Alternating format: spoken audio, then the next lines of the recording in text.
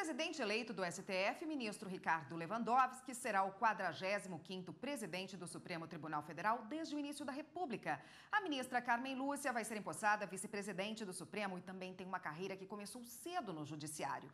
Vamos saber um pouco mais sobre as trajetórias no Judiciário dela e do presidente eleito. O ministro Ricardo Lewandowski nasceu no Rio de Janeiro, professor titular e livre docente da Faculdade de Direito da Universidade de São Paulo, USP. Também possui graduação em Ciências Políticas e Sociais pela Fundação Escola de Sociologia e Política de São Paulo. Graduou-se em Direito pela Faculdade de Direito de São Bernardo do Campo, mestrado em Relações Internacionais pela Tufts University Harvard, mestrado e doutorado em Direito pela USP. Destaca-se também pela experiência em Direito Público, com atuação principalmente em temas como direitos humanos, interpretação constitucional, separação de poderes, reforma do Judiciário, Mercosul, soberania e democracia. Em 1990, ingressou no Tribunal de Alçada de São Paulo e em 1997 no Tribunal de Justiça do mesmo estado. Em março de 2006, foi empossado no cargo de ministro do Supremo Tribunal Federal, na vaga aberta com a aposentadoria do ministro Carlos Veloso. Prometo bem e fielmente cumprir os deveres do cargo de ministro do Supremo Tribunal Federal, de conformidade com a Constituição e as leis da República.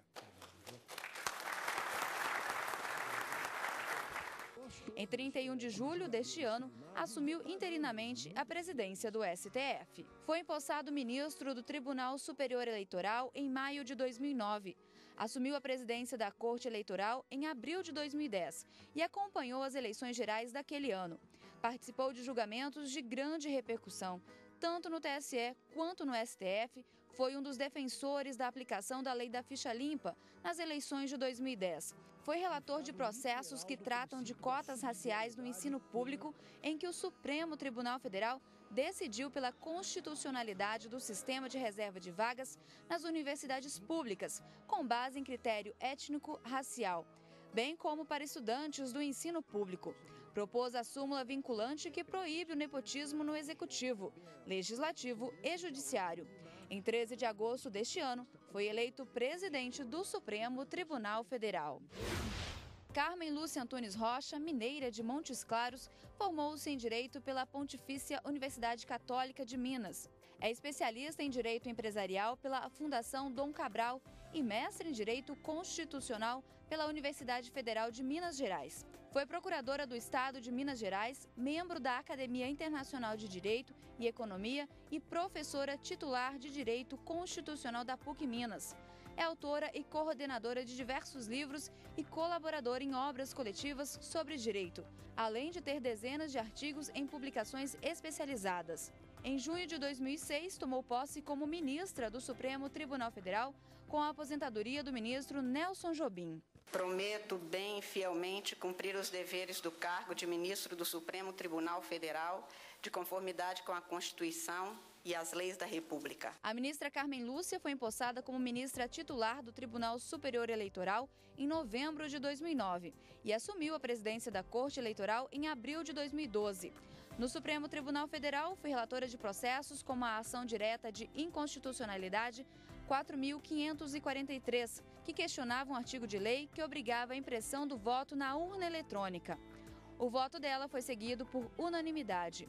Outro caso de relatoria da ministra Carmen Lúcia foi a ação direta de inconstitucionalidade que jogou 3 convênios feitos em 1990 entre o Ministério da Economia e secretários de Fazenda e Planejamento dos Estados e do Distrito Federal. Os convênios retiraram a isenção do ICMS, do açúcar, de produtos industrializados semi-elaborados e de operações de remessa de mercadorias nacionais para a Zona Franca de Manaus. Novamente, o voto dela foi acompanhado por unanimidade. Em maio deste ano, a ministra participou em Ouro Preto da reunião da Comissão de Veneza. O encontro, criado em 2011, contou com a participação de cortes constitucionais de 20 países da América Latina, Europa e África e discutiu o papel dos juízes na proteção dos direitos sociais e econômicos em tempos de crise econômica.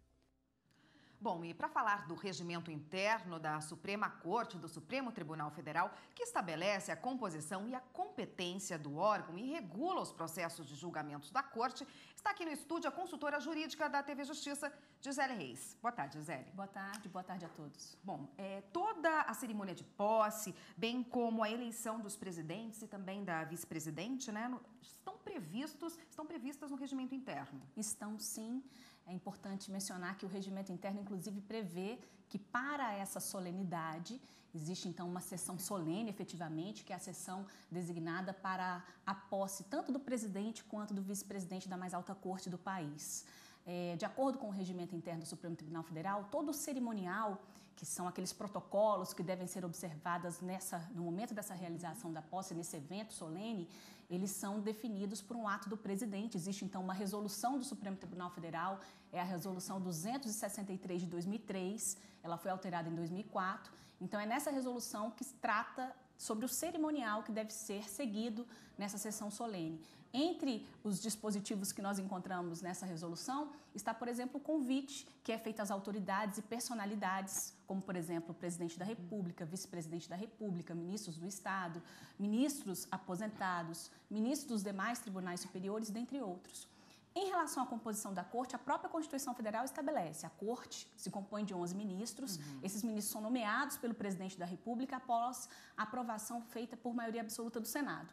Aqui na Suprema Corte existe, então, uma eleição, que é feita por voto secreto, para a escolha do presidente e do vice-presidente. E quais são as atribuições específicas do presidente da Corte? Bom, no comando da mais alta corte do país, são diversas as atribuições que estão previstas todas no regimento interno. Além de comandar o tribunal, ele vai representar a Suprema Corte, tanto perante os demais poderes e perante as autoridades. Ele vai presidir as sessões plenárias.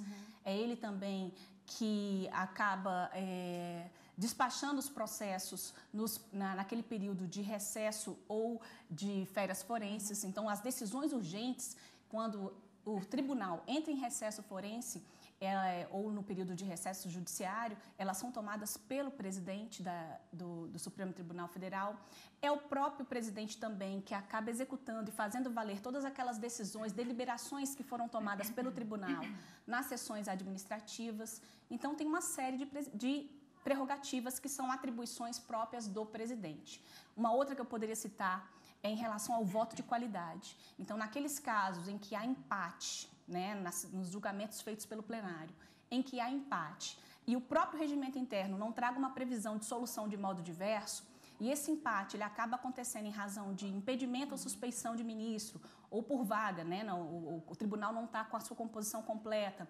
Então, cabe ao presidente da Suprema Corte proferir o voto de qualidade, que é o que vai desempatar aquela situação. E em que casos o vice, ou no caso agora, a vice assume?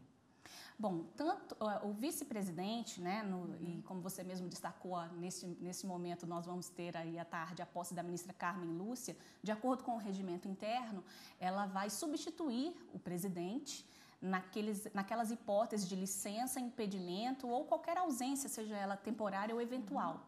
Então, de acordo com o regimento interno, tanto a presidência, tudo aquilo que é feito pela presidência será feito pelo vice-presidente quando o presidente não puder exercer a função. Então, naquelas situações, por exemplo, em que nós tivermos a ausência do presidente, porque foi representar o Supremo Tribunal Federal em um evento, em um outro país, perante uma autoridade, nesses momentos assume, então, a vice-presidência no exercício da presidência e ela acaba aí desempenhando o mesmo papel que é o do presidente. Tá ótimo. Obrigada, Gisele, pela participação e pelos esclarecimentos. Obrigada. Eu que agradeço.